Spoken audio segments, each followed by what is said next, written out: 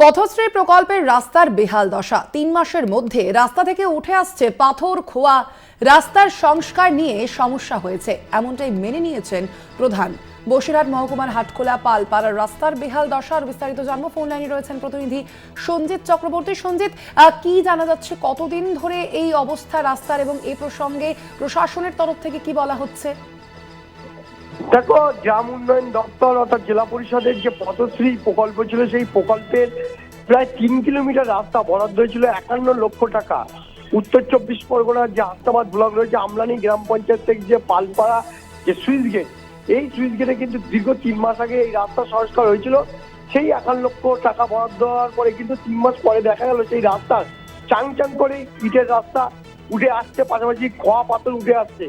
এছাড়াও এখান থেকে বহু মানুষ যাতায়াত করে, স্কুলের ছাত্রছাত্রী থেকে সাধারণ মানুষ। এছাড়াও বিশেষ করে এখান থেকে ছোট বড় মাঝারি যানবাহন চলাচল করে।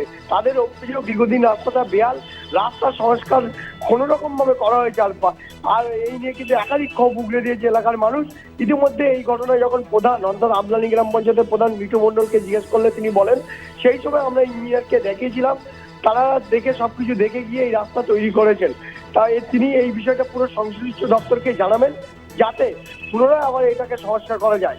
এই 3 মাসের মধ্যে পথশ্রী রাস্তা যেভাবে চাং করে উঠে গেল, সেটা নিয়ে একরাশ ক্ষোভ উগড়ে দিয়েছে আমাদের এই আমলানি গ্রাম পঞ্চায়েতের কয়েকশো গ্রামবাসী।